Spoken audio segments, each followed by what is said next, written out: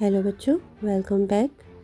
Journey to the centre of the earth का आज हम छठा chapter alone in the darkness read करेंगे। अलोन इन द डार्कनेस, अंधेरे में तन्हा। N ocean over our heads, हमारे सरों पर एक समंदर।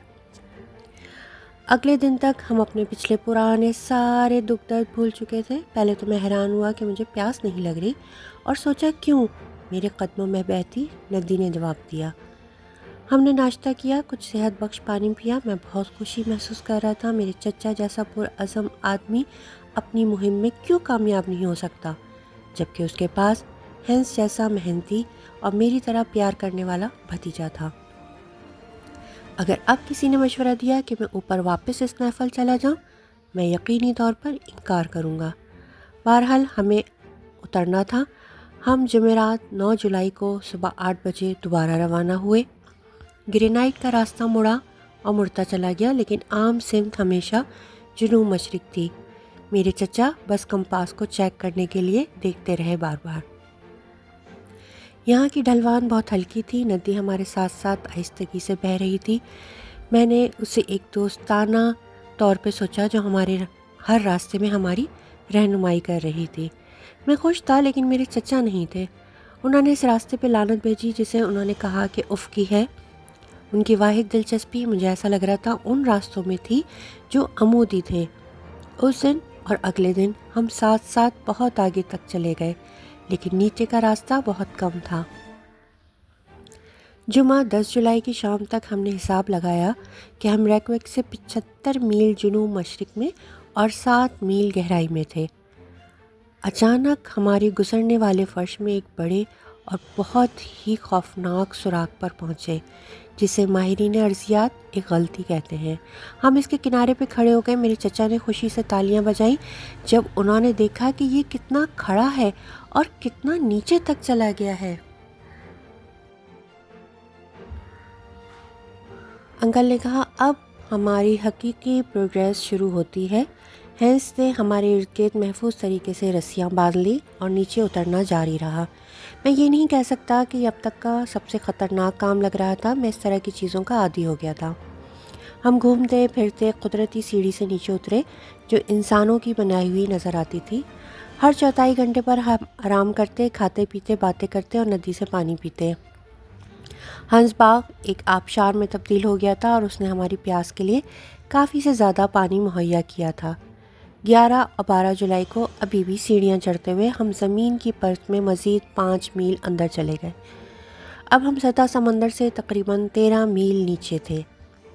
13 जुलाई को रास्ता आसान हो गया था। तकरीबन 45 डिग्री पर जुनूब मशरिक की तरफ आहिस्ता से ढला।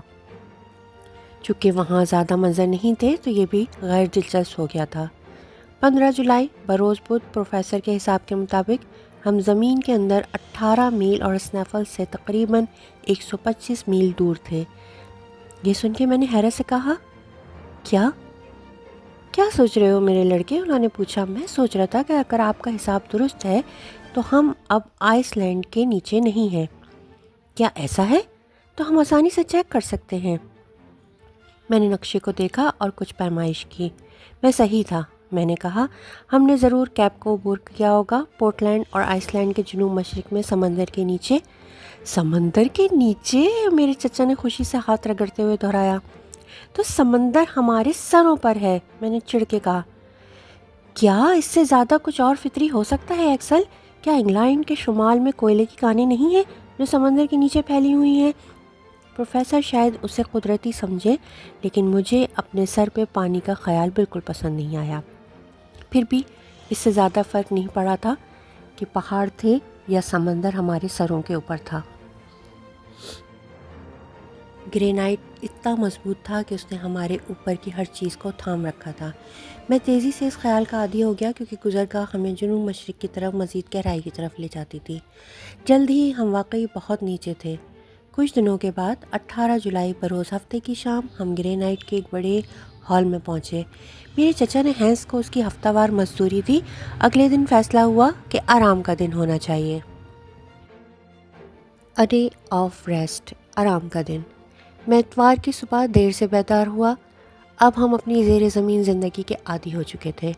میں نے شاید ہی سورج، ستاروں اور چاند کے باروں میں، درختوں، گھروں یا قصبوں کے بارے میں سوچا ہو۔ ہم غار میں رہنے والے لوگوں کے لیے یہ چیزیں بیکار تھیں۔ ہماری وفاداری کا دھارا ہال کے فرش پہ بہتا تھا، یعنی کہ ندی۔ ہم نے اتنا سفر کیا تھا کہ اب اس کا پانی ٹھنڈا ہو گیا تھا، یعنی کہ فوری طور پہ پینے کے قابل تھا۔ ناشتے کے بعد پروفیسر نے اپنے روز کے نوٹ ترتیب دینے کا فیصلہ کیا۔ جب ہم واپس جرمنی پہنچیں گے، انہوں نے کہا، میں اپنے زیر زمین سفر کا نقشہ کھینچنے کے قابل ہونا چاہتا ہوں۔ یہ تو بہت دلچسپ ہوگا انکل، لیکن کیا آپ کا مشاہدہ کافی حد تک درست ہے؟ ہاں، میں نے ہر زاویے اور ہر ڈھلان کو لکھا ہے۔ تو پہلے ہم اپنی صحیح پوزیشن پہ کام کریں گے۔ کمپاس لیں اور مجھے بتائیں کہ ہم کس سمت سفر کر رہے ہیں۔ انہوں نے اس کو مطالعہ کیا۔ مشرق سے جنوب، میں نے جواب دیا۔ اچھا، پروفیسر نے تیزی سے حساب لگاتے ہوئے کہا، میرا اندازہ ہے کہ ہم اپنے نقطہ آغاز سے 213 میل کا سفر طے کر چکے ہیں۔ اس کا مطلب ہے کہ ہم اٹلانٹک اوشن یعنی بحر اقیانوس کے نیچے ہیں، اور ہمارے اوپر کوئی طوفان آ سکتا ہے، اور ہو سکتا ہے کہ کوئی بحری جہاز لہروں پہ اچھل رہا ہو، اور ویل مچھلیاں ہماری جیل کی چھت کو اپنی دم سے مار رہی ہوں۔ پریشان نہ ہو ایکسل، وہ اسے ہلا بھی نہیں سکیں گے۔ ایک بار پھر اپنے موقف پہ غور کریں۔ ہم اس محفل سے 213 میل جنوب مشرق میں ہیں، اور میرا اندازہ ہے کہ ہم 48 میل سطح سمندر سے نیچے ہیں، کیونکہ سائنسدانوں کا خیال ہے کہ زمین کی پرت کی حد ہے۔ میں جانتا ہوں، اور اگر آپ صحیح ہیں تو درجہ حرارت ہونا چاہیے 15,000 ڈگری سینٹی گریڈ، اور میرے لڑکے یہ سارا گرینائٹ پگھل جانا چاہیے۔ ٹھیک ہے، آپ دیکھ رہے ہیں کہ یہ پگھل نہیں رہا۔ تھرمامیٹر کیا کہتا ہے؟ تھرمامیٹر کہتا ہے کہ 27.6 ڈگری سینٹی گریڈ ہے۔ تو سائنسدان 14,072 ڈگری کے حساب سے غلط ہیں، اور ہیمفری ڈیوی ٹھیک تھے۔ آپ اس بارے میں کچھ کہتے ہیں؟ کچھ نہیں۔ اب بھی اس نظریے پہ یقین رکھتے تھے کہ زمین کا مرکز آگ کا گولا ہے، اور یہ کہ آپ جتنا نیچے جائیں گے آپ اتنے ہی گرم ہوتے جائیں گے۔ تاہم مجھے اس بات سے اتفاق کرنا پڑا کہ ہم بہت نیچے آ چکے ہیں، اور میں نے خود کو گرمی محسوس نہیں کی۔ شاید دیواروں کے گرد لاوے نے گرمی کو گزرنے کی اجازت ہی نہیں دی، لیکن میں نے بحث کرنے کی زحمت ہی گوارا نہیں کری۔ میں نے صرف موضوع بدل دیا۔ انکل، میں نے کہا، آئس لینڈ میں زمین کا رداز تقریباً 4.8 میل ہے نا؟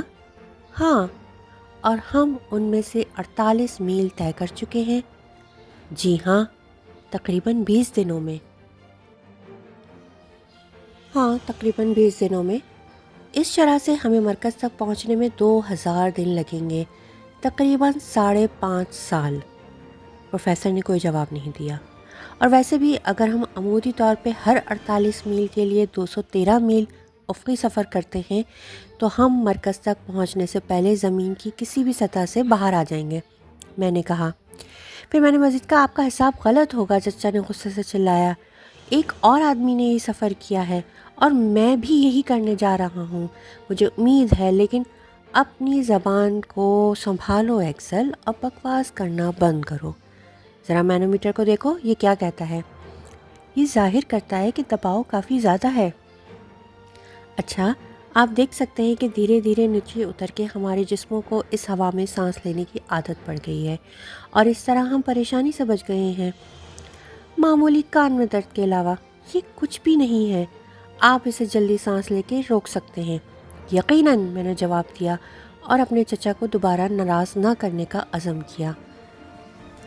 یہاں رہ کر بھی خوشی ہوتی ہے کہ آپ نے دیکھا ہے کہ ہم کس قدر واضح طور پہ سوچ سکتے ہیں۔ ہاں، لیکن یہ کثافت نہیں بڑھے گی۔ ہوگا، کثافت بڑھے گی، اور ہم ہلکے سے ہلکے ہوتے جائیں گے۔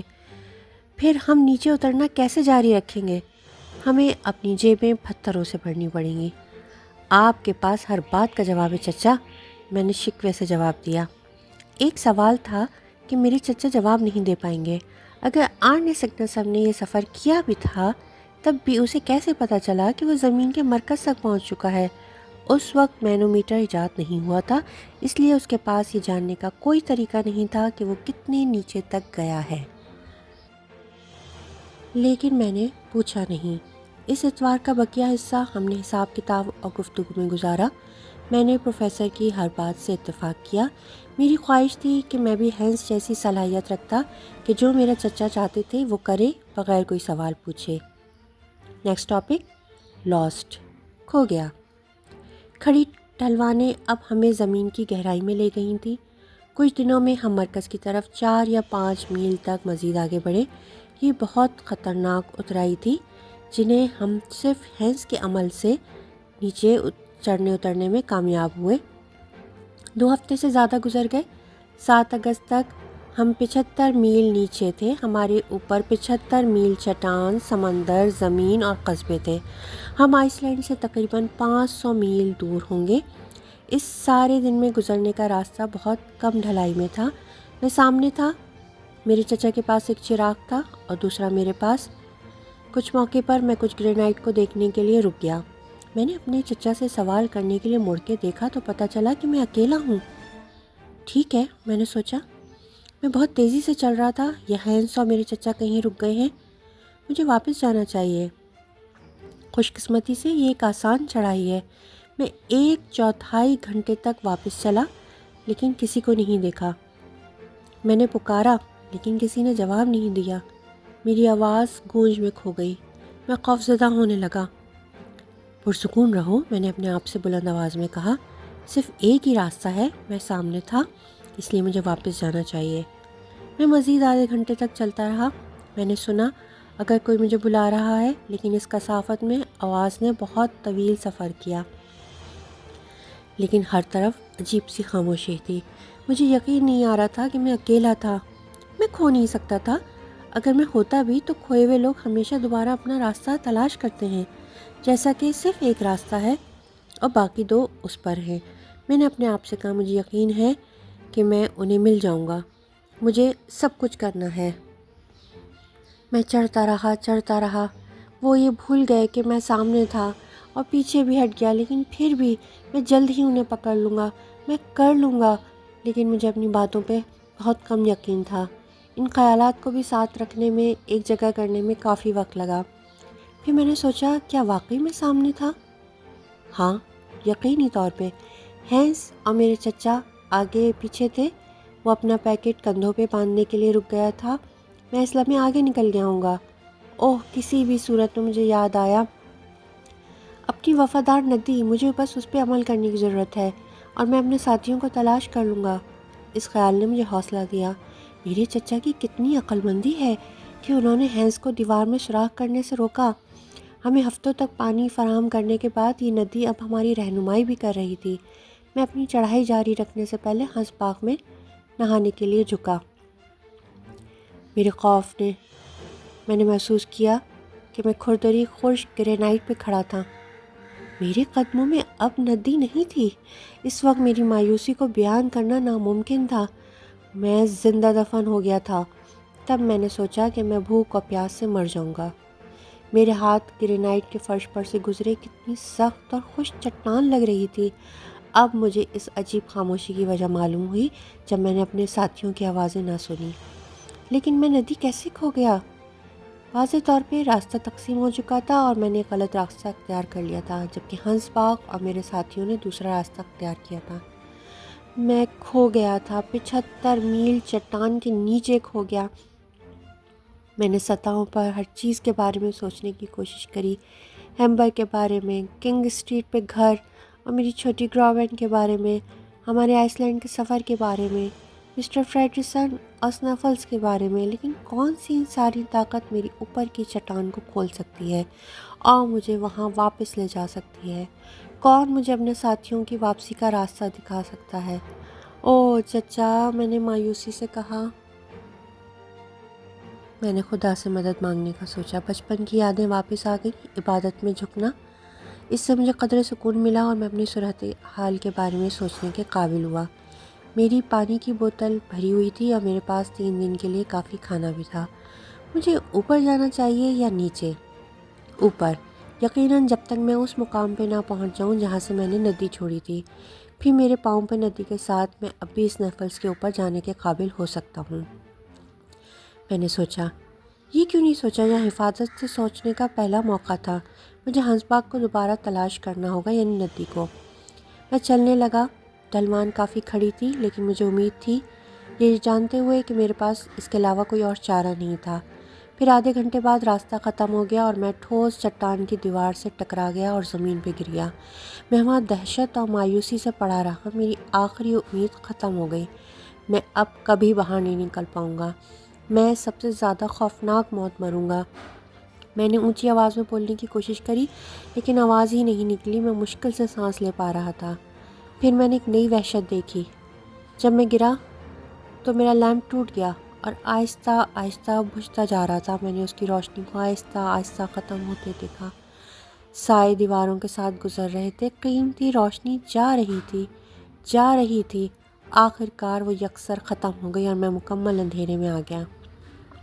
میرے ہونٹوں سے ایک خوفناک چیخ نکلی، روشنی نہیں! میں اندھا ہو چکا تھا۔ میں اپنے بازو اپنے سامنے پھیلا کے کھڑا ہو گیا، اپنے راستے کو محسوس کرنے کی کوشش کر رہا ہوں۔ میں تیزی سے نیچے کی طرف بڑھنے لگا، نیچے کی طرف۔ چیخنا، رونا، تیز پتھروں پر خود کو چوٹ پہنچانا، گرنا، دوبارہ اٹھنا، میرے چہرے پہ بہنے والا خون پینے کی کوشش کرنا۔ میں کبھی نہیں جان سکتا کہ میں کہاں بھاگ رہا ہوں۔ کئی گھنٹوں بعد میں بے ہوش ہو گیا اور زمین پر گر گیا۔ چھٹا چیپٹر یہاں اختتام پذیر ہوتا ہے۔